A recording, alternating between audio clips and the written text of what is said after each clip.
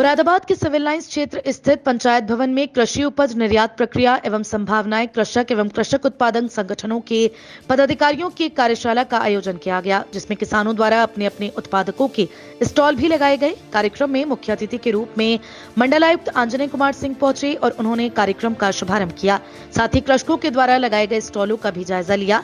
इस कार्यक्रम में बेहतर से बेहतर कृषक उत्पादों के स्टॉल लगाने वाले कृषकों को सम्मानित करने का कार्य भी अधिकारियों के द्वारा किया गया। कार्यक्रम के विषय में विस्तार से जानकारी देते हुए मंडलायुक्त आंजनेय कुमार सिंह ने बताया कि हमारा अंतर्राष्ट्रीय मिलेट वर्ष चल रहा है। इसमें मिलेट को प्रमोट करना तो है ही, लेकिन सबसे ज्यादा आप इस बात का अंदाजा लगा सकते हैं कि लोगों का कंसर्न खाने पीने को लेकर सबसे ज्यादा रहता है, अपने बच्चों के स्वास्थ्य को लेकर रहता है। लोगों का विश्वास जो भी मार्केट में खाने पीने की चीजें हैं उन पर से वह विश्वास धीरे धीरे घटता जा रहा है, लेकिन हमारे कृषि उत्पादक एक शुद्धता के साथ सबके सामने आ रहे हैं, उस विश्वास को दोबारा जगाने के लिए और बहुत अच्छा कर रहे हैं। हमने जब यहाँ पर कृषि उत्पादकों के साथ पहली मीटिंग की थी तो एक छोटे स्तर से की थी। आज जो युवा लड़के एक प्यूज बनाकर काम कर रहे हैं और जिस तरह से न सिर्फ उन्होंने बेहतर प्रयोग किए हैं कृषि में और हर एक क्षेत्र में, और मिलेट्स पर भी वे बहुत बढ़िया काम कर रहे हैं। मिलेट्स के प्रोडक्ट भी वे बहुत अच्छा बना रहे हैं। हमें उम्मीद है कि हमने जो 2 वर्ष पहले कृषि योजना बनाई थी अब वह फलीभूत होने की तरफ है, और जो ये यंग लीडरशिप है वह कृषि को बहुत आगे लेकर जाएगी। भविष्य हमारा कृषि का है, क्योंकि बिना खाने के कोई भी सर्वाइव नहीं कर सकता। स्वास्थ्य के लिए सबसे ज्यादा जरूरी है कि आप अच्छा खाएं पिएं और केवल शुद्ध खाएं।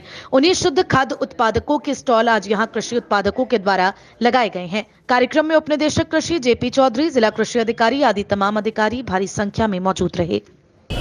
बेसिकली हमारा उद्देश्य है, एक तो आप जानते हैं अंतर्राष्ट्रीय मिलेट वर्ष चल रहा है, तो उसमें मिलेट को प्रमोट करना तो है ही है, लेकिन सबसे ज़्यादा आप इस बात का अंदाज़ा लगा सकते हैं कि लोगों का कंसर्न खाने पीने को लेके सबसे ज़्यादा रहता है, अपने बच्चों को स्वास्थ्य को लेकर रहता है, और लोगों का विश्वास जो भी मार्केट में खाने पीने की चीज़ें हैं उस पर से धीरे धीरे वो विश्वास घटता जा रहा है। हमारे एफपीओज एक शुद्धता के साथ सबके सामने आ रहे हैं, उस विश्वास को दोबारा जगाने के लिए, और बहुत अच्छा कर रहे हैं। हमने जब यहाँ पर एफपीओज की जब पहली मीटिंग की थी तो एक छोटे स्तर से की थी।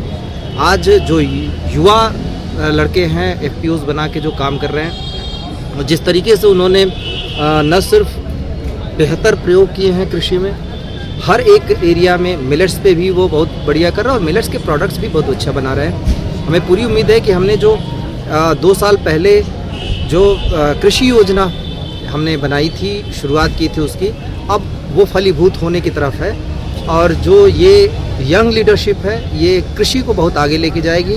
भविष्य हमारा कृषि का है, क्योंकि बिना खाने के तो सर्वाइव कोई आदमी नहीं कर सकता, और स्वास्थ्य के लिए सबसे ज़्यादा ज़रूरी है कि आप अच्छा खाएं पिएं और शुद्ध खाएं।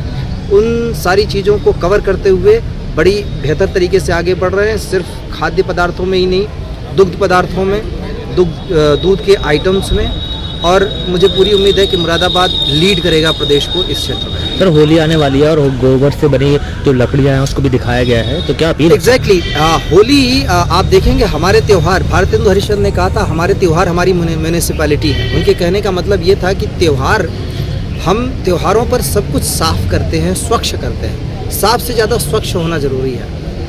अब अगर हम त्योहारों पर गंदगी ही फैलाने लगें तो त्यौहार का मतलब नहीं रह जाएगा। होली सबसे पवित्र त्यौहार है जिसमें हम अपने शरीर की सफाई, अपने आसपास पूरे घर की सफाई करते हैं। ऐसे में जब होलिका दहन होता है तो होलिका दहन की पवित्रता, होलिका जो दहन है उसमें कहते हैं कि सारी पवित्र चीज़ें ही होनी चाहिए। लकड़ी काट के डाल देना गलत है।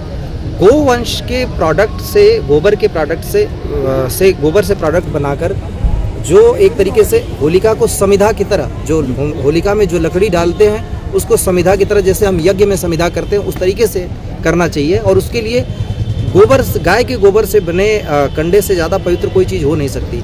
मैं सारे लोगों से अपील करता हूँ कि इस बात संकल्प लें कि कोई भी न तो होली पर गलत तरीके से लोगों को शरीर को साफ रखने की बात है, शरीर को गंदा करने की बात नहीं है।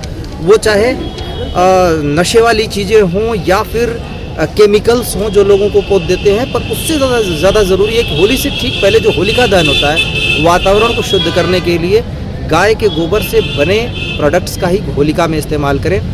ये धार्मिक रूप से भी आवश्यक है और अगर जो धर्म को मानता है, धार्मिक के पहलू को देखता है, और जो वैज्ञानिक पहलू देखता है, समाज की बेहतरी का देखता है, उसके लिए भी ये